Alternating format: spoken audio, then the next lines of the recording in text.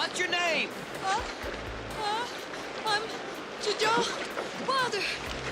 Joan Wilder? Welcome to Columbia.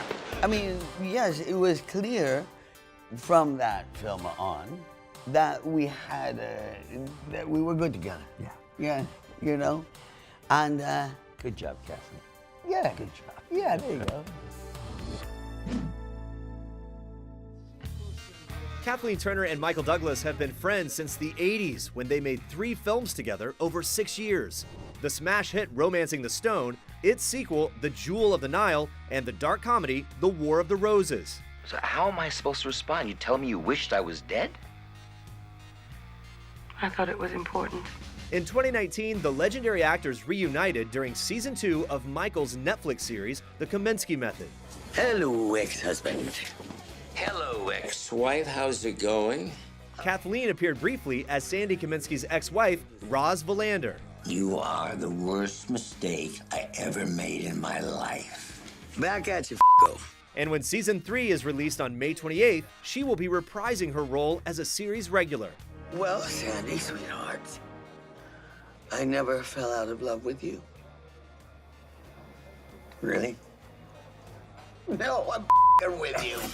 We're so fortunate to have Kathleen this season and a couple of other surprises. It's a comfort factor. This makes it so much easier. It was kind of a no-brainer, really. Like a little bit of War of the Roses goes on. Right. You know? Playing a divorce, it was at the end of it. Like Yeah. Divorced couple getting back at the end. Yeah, and it was a bad marriage. Yeah. Back in the early 80s, Michael was an Oscar-winning producer looking to cast the female lead in his latest project, Romancing the Stone. While Kathleen was one of Hollywood's hottest actresses, hoping to build on the success of her breakout film, Body Heat. I first became really aware of Kathleen from the studio head who you rented an apartment near him and you borrowed some sugar or something. Yeah. And there was a guy and he ran Fox at the time, the production. Yeah. I can't remember. I think I was a police. Oh, I lived in so many areas. But I remember, and he kept saying, we were trying to figure out who would be right to cast the part. And then, of course, I knew Body Heat. I'm a married woman, Meaning what? meaning I'm not looking for company. You should have said I'm a happily married woman. That's my business. What? How happy I am. I don't know what Kathleen's impressions might have been about. Well, I guess all I what knew she then heard was the about streets me, of or San what- Francisco. There you go. Richie, get on out here. There's cops in the hall. Do I look like a cop? In this neighborhood, you better believe it. So we met in a restaurant. I think we had lunch together. Lunch in a or restaurant. something. It was a sort of in between. It wasn't like an office meeting where I was being interviewed or auditioned. No, we would not do that. No, it was more like a friendly lunch or something. Yeah. I was comfortable with him. You know, I didn't feel objectified, which was very important to me. But you're saying where we're at. I came out of television, really did this television series, Streets of San Francisco, and then produced Cuckoo's Nest, which was a big success. And so was an Academy Award-winning producer, but as an actor in feature films, I was persona non grata. Because in those days, television more than everything was separated. Yeah. Television was separated from feature films. So that was a, kind of a big jump for me. I wasn't initially thinking of casting myself in the role. I was looking at other people. Yeah. And then other people, this is before you were cast, obviously. Other people turned the part down, so they said, well, maybe do something here. And what you learned was never to produce and star in the same movie again. It's the truth. Isn't that the truth? Half a year's work just flew south for the winter, all right? My Jeep is totaled. In about 5 minutes, everything I own in the world is gonna be wet. So can you lighten up, please? I really don't have the time. I'll pay you. I'll tell you, I don't know when you ever slept. I mean, truly, because we would shoot, 14-hour days at least, and then he'd be up at 4, making sure that the gravel trucks got in to lay the road so that we could shoot, you know, what Zemeckis wanted in a location the next day because the road had been washed out every day. Yeah. Right. So I honestly, I don't know when he managed to sleep at all. I guess the crux was when I went down for our first scouting location with the director Robert Zemeckis to Mexico, and our wonderful little script written by Diane Thomas, and you know, she's sort of written. You know, you always get worried about scripts that say like Rome burns. Yeah. You know, two little words which mean millions and months. And amongst many in the script, there was the mudslide. Yeah. And as we started putting this all together and realizing this was going to be a much more difficult shoot than we anticipated, much more, I ultimately became more and more grateful that we had Kathleen Turner. Because besides being a wonderful actress, Kathleen also understands the problems of production and had the patience to deal with her co-star, who was also producing the movie. But it was exciting. It was fun. I got 7 stitches out of the experience, which was fine. None of them on the face, so yeah. The first few were from the airplane because it was raining, of course, and they very realistically like broke open the back of those. So there are all these jagged edges. Yeah. Is there anybody else in there? No. No, it's a cargo plane. What is all this? All this? About 5 to life in the States, a couple of centuries down here.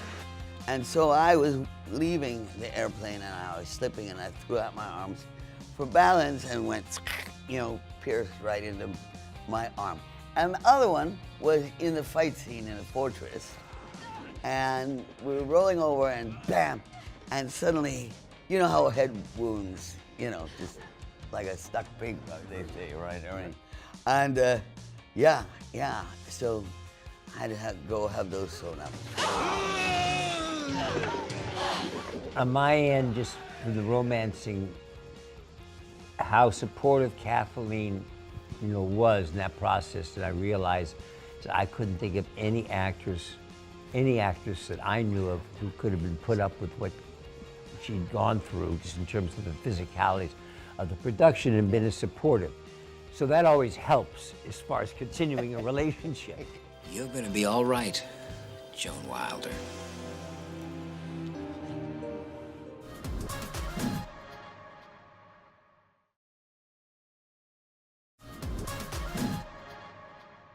I couldn't stop thinking about you.